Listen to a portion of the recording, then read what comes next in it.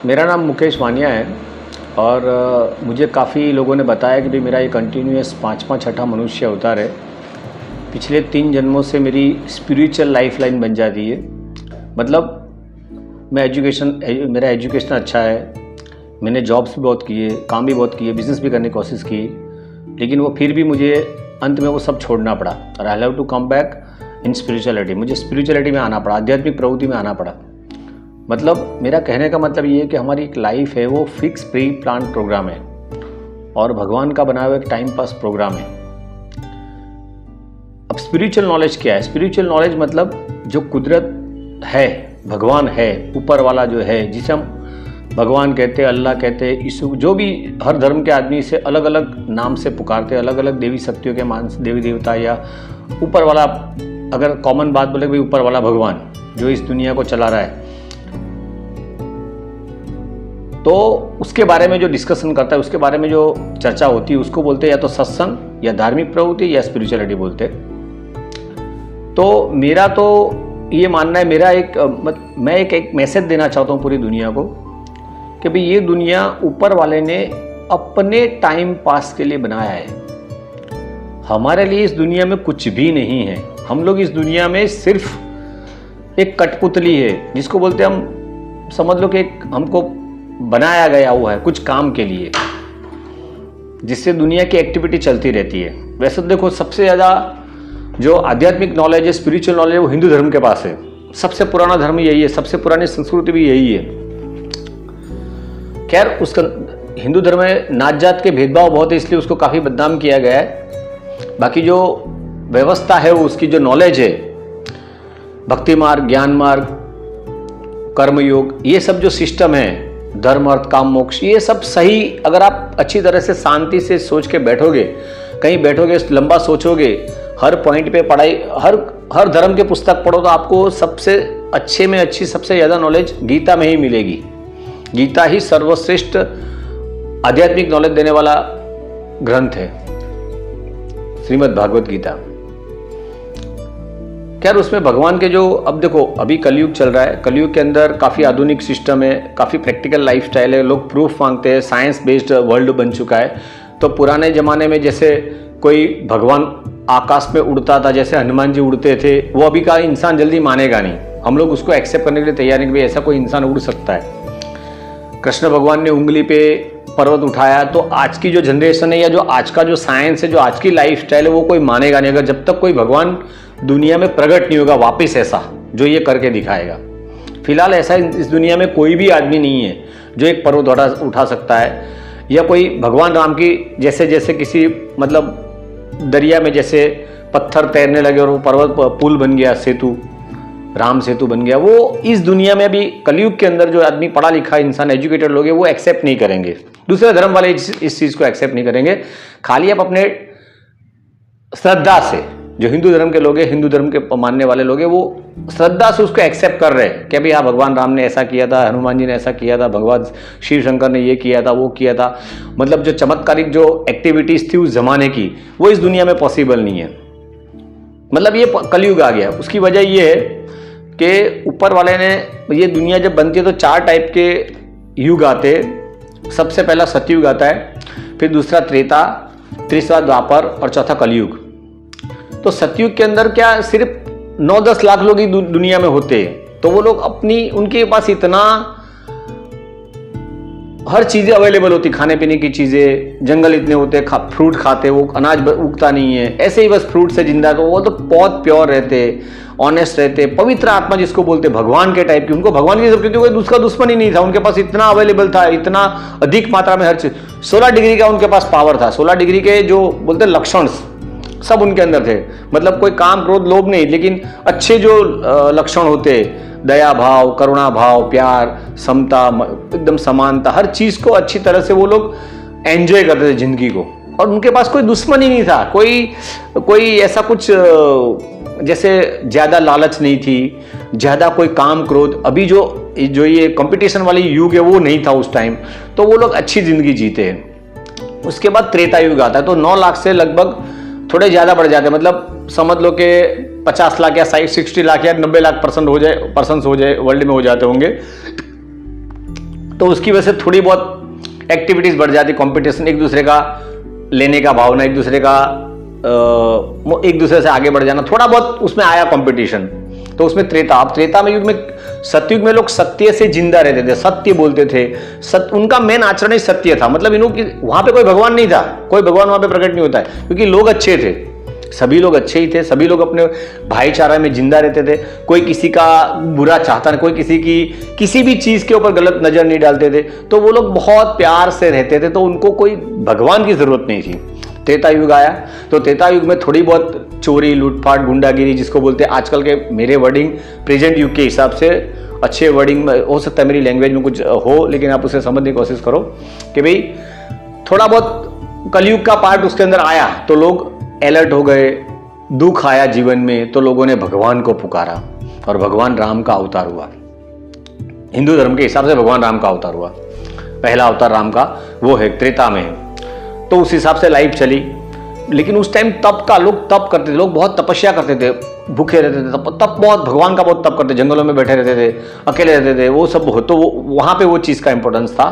फिर द्वापर युग आया, द्वापर में पब्लिक थोड़ी बढ़ गई, मतलब 100-200 करोड़ हो गई, तो उस टाइम भगवान कृष्ण का अवतार है और द्वापर युग में दान का महत्व था, दान का, और कृष्ण के जन्म से ही कलयुग की स्थापना हो गई है, क्योंकि उस जन्म में भी कलयुग, भगवान को भी थोड़ा बहुत कहीं ना कहीं चालाकी यूज करनी पड़ी है, कहीं ना कहीं जिसको बोलते हैं जैसा सामने आया वैसा बंदा, कंस के साथ उन्होंने जो व्यवहार किया, धर्म, जो महाभारत का युद्ध है उसके अंदर जो बातें हुई, उसके अंदर कुछ कुछ बातें ऐसी है जो मतलब एक्सेप्ट करनी पड़ेगी भी हाँ, इसमें दिमाग का यूज ज्यादा है, कल का यूज ज्यादा है, कल का यूज,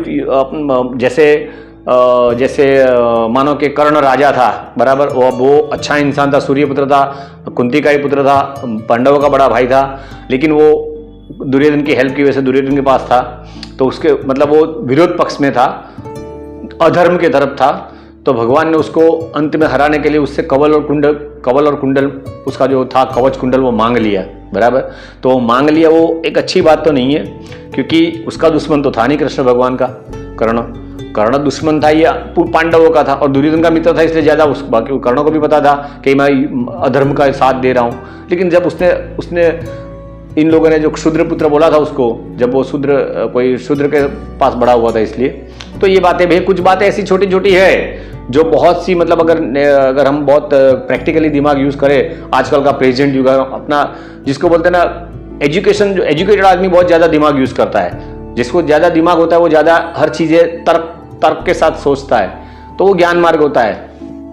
तो ये तार्किक बुद्धि कुछ ना कुछ रीजन निकालती है, बराबर। तो ये द्वापर युग में थोड़ा बहुत, ये सतयुग में 16 डिग्री का इंसान था, 16 डिग्री लक्षण थे, त्रेता में आधे हो गए, 8 हो गए, द्वापर में 4 हो गए, और अभी सिर्फ 2 लक्षण अच्छे इंसान के अंदर होते, बाकी सब सेम हो गए। मतलब काफी लोग अभी तुम देखो 100 आउट ऑफ 100 में से अब, मतलब जो भी पर्सन है वर्ल्ड में, उनके पास लगभग इन लोगों ने एक्सेप्ट कर लिया भाई दुनिया में चोरी, लूटपाट, हमें अलर्ट रहना चाहिए, गुंडागर्दी या चोरी या जो भी हमारे साथ चीटिंग होता है। अब देखो मोबाइल में भी चीटिंग होता है, ऑनलाइन भी चीटिंग होता है, हर चीज अपने को जो फैसिलिटी के बनाया है, अब देखो एटम बम बनाए, बड़े बड़े जो भी हथियार बनाए, वो आज इसका मिस यूज भी हो रहा है। तो मतलब एक दूसरे का चीटिंग, एक दूसरे के ऊपर मतलब एक दूसरे के छाती पे पैर रख के चढ़ जाना, आगे सीढ़ी चढ़ जाना, ये सब तो ये मतलब काफी अभी हर इसी को अभी दिमाग कहते हैं।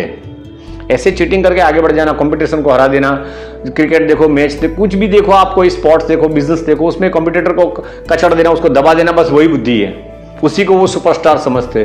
जबकि वो पहले के जमाने में ऐसा था कि भाई नहीं, किसी को दुख देना नहीं, किसी का छीन लेना, किसी को, अभी क्या दिमाग से लोग खेलते। बड़े बड़े बिजनेसमैन जो है, बड़े बड़े जितने भी बिजनेसमैन, बड़े बड़े स्पोर्ट्समैन है, बड़े बड़े जो भी सेलिब्रिटी है, आई डोंट थिंक उन्होंने कभी भी जिंदगी में गलत काम नहीं किया होगा, बहुत कुछ किया होगा तब वो वहां पे पहुंचे। कोई भी बड़ा नेता हो, कोई भी बड़ा स्पोर्ट्समैन हो, कोई भी बड़ा बिजनेसमैन हो, कुछ भी हो, जो आगे है उसने लगभग 50-70% गलत काम किया होगा, झूठ कपट या चालाकी यूज की होगी, या किसी को धोखा दिया होगा, या कहीं किसी से आगे बढ़ जाने की कोई कंपटीशन होगी, वहां पे वो आदमी आगे बढ़ चुका है और वहां पे उसके पास पैसा है। तो कलयुग के आदमी के पास पैसा तो है, लेकिन शांति नहीं है, सुख शांति वो जो 16 डिग्री वाला सतयुग था उस तब थी। कोई चिंता नहीं थी। अभी लोगों को बहुत चिंता है, मेरा ये छीन जाएगा, मेरे बच्चे बाहर जाएंगे, उसे कोई मार डालेगा, कोई किडनैप कर लेगा, ये सब चलता रहता है, कोई खून कर देगा, एक्सीडेंट हो जाएगा, प्लेन में जाएगा, प्लेन क्रैश हो जाएगा, ट्रेन एक्सीडेंट हो जाएगा, ये सब चलता है। शांति नहीं है, टेंशन है हर चीज के साथ।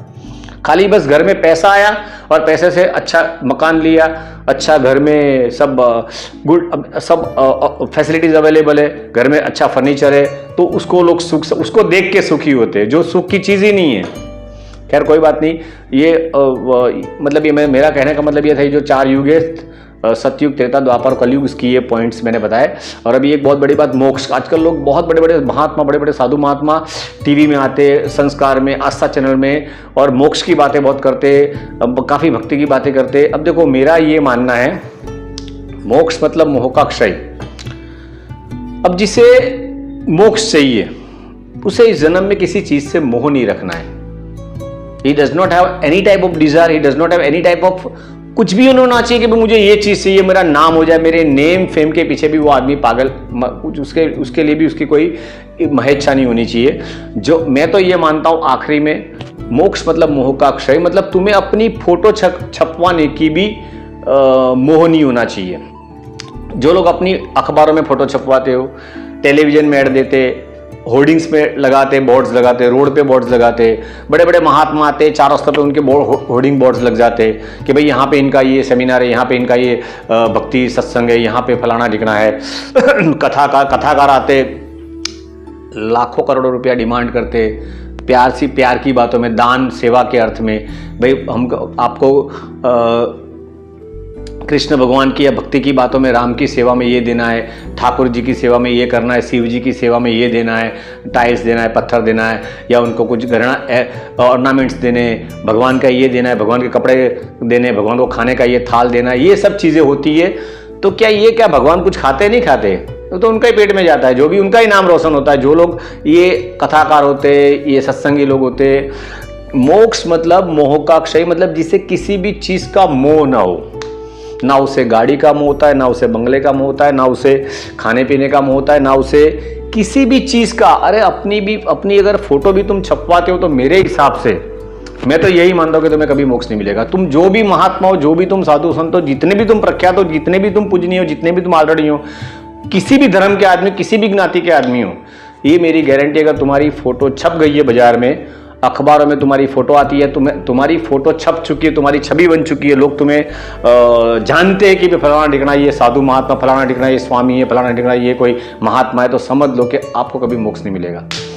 ये भूल जाओ, तुम्हें इस जन्म में मोक्ष में तुम्हारा नया जन्म होगा जब तुम अपने आप को भुला दोगे दुनिया में कि भाई तुम कोई हस्ती हो। जैसे मेरा नाम, मैं बोल रहा हूँ, मेरा नाम मुकेश वानिया, मेरा नाम मुकेश वानिया, मैं छठा मनुष्य अवतार, मैं लोगों को देख कहता हूँ, मैं एस्ट्रोलॉजी करता हूँ, मेरे को पता मैं ऐसे इन्फॉर्मेशन लेता हूँ ऐसे, तो मेरा जन्म अवतार होने वाला है, क्योंकि मेरे अंदर काम, क्रोध, मोह, माया, अभिमान पड़ा हुआ है, मेरे अंदर ये सब चीजें अवेलेबल है। तो मैं आई डोंट वांट एनी मोक्ष, मुझे मोह का क्षय, मेरे अंदर मोह माया है, मुझे उससे लगाव है, मैं कुछ अपना दुनिया को अपनी टैलेंट दिखाना चाहता हूँ, दुनिया को अपनी नॉलेज दिखाना चाहता हूँ, तो फिर मोक्ष की बात नहीं रहती है। तो मोक्ष वाला मामला तो वो है जिसमें आदमी कोई गुप्त गुफा में या कोई गुप्त घर में या मतलब कहीं गायब हो जाता है, जिससे कोई दुनिया जानती नहीं, पागलपन जैसे होते। दुनिया में 4 पागल रहते हैं, मैं पहले के वीडियो में बोल चुका हूँ। दुनिया में 4 टाइप के पागल होते हैं, पागल टाइप के लोग रहते हैं वर्ल्ड में। हम लोगों को 4 टाइप के पागल हम डिवाइड कर सकते हैं, हम कितने लोग हैं दुनिया में। तो पहला नंबर का पागल वो है जो रोड पे रखड़ता है। 2, जिसका दिमाग हमारी जो कॉमन सोशल लाइफस्टाइल है उससे उसका दिमाग थोड़ा हट गया है, जिसको हम कॉमन व्यवहार कहते हैं, भाई चलो ये आदमी घूमता है तो ऐसा कपड़ा पहनना चाहिए, ऐसा अच्छे व्यवहार करना चाहिए, ऐसे अच्छी तरह बात करना चाहिए, तो उसको हम अच्छा समझते हैं। बाकी जो वो अपनी दिमाग की जो नस मिस कर चुका है, वो जो उसका बिहेवियर कॉमन नहीं रहता, उसको हम पागल कहते हैं। हो सकता है वो पागल को ऐसा पता ना हो कि वो पागल है, कपड़े नहीं धोता है, नहाता नहीं है, एकदम गंदा दिखता है, जब भिखारी जैसा दिखता है, तो ठीक है, एक पागल है। दूसरा पागल वो है जो कॉमन लाइफस्टाइल जिंदा रहता है। मतलब कॉमन लाइफस्टाइल मतलब अच्छा पढ़ता है, थोड़ा बहुत पढ़ता है, काम धंधा करता है, बीवी बच्चे करता है, नॉर्मल लाइफ जीता है, जिसको हम बोलते हैं नॉट अपर, बहुत फॉरवर्ड भी नहीं, बहुत मिडल भी नहीं, नॉर्मल लाइफस्टाइल, सामान्य जनरल लाइफस्टाइल।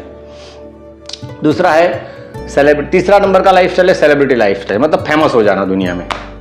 कोई बड़ा नाम, कोई बड़ा क्रिकेटर, कोई बड़ा स्पोर्ट्समैन, कोई बड़ा फिल्म स्टार, कोई बड़ा नेता ऐसे बन जाना, कोई बड़ा राइटर बन जाना, कुछ भी बन जाना, कोई बड़ी डेजिग्नेशन से बड़ा साइंटिस्ट बन जाना, अपने फील्ड में बहुत आगे बढ़ जाना, सेलिब्रिटी हो जाना, प्रख्यात हो जाना, उसको बोलते हैं सेलिब्रिटी। तो ये, और चौथा पागल है स्पिरिचुअल, आध्यात्मिक। बिजनेसमैन भी आता है वो तीसरे नंबर के पागल में, और चौथे नंबर में आता है स्पिरिचुअल एक्ट, जो भगवान की बातें करता है, जो स्पिरिचुअल साधु संन्यास की बातें करता है, आध्यात्मिक प्रवृत्ति की बातें करता है, भगवान के अंदर अपने आप को मिला देने की बातें करता है, स्पिरिचुअल एक्टिविटी की बातें करता है, धर्म के बारे में चर्चा, वो चौथा पागल है। तो मतलब मैं उस टाइप का पागल हूँ ऐसे। तो ये चीज़ है मोक्ष, मतलब मेरा ये जो वीडियो था वो मोक्ष और स्पिरिचुअल नॉलेज के ऊपर था। अगर आपको ये वीडियो अच्छा लगे तो किसी और को भी सेंड करना। मेरा मोबाइल नंबर है। अगर कुछ आपको, वैसे मैं पामिस्ट हूँ, मैं फ्यूचर देखता हूँ, हाथ में से कोई भी चीज़ प्रेडिक्शन कर देता हूँ, marriage, foreign, job, health, education. मेरा नंबर है 9265231857। मुझे आप उस पर व्हाट्सएप कर सकते हो, कॉल कर सकते हो। Thank you.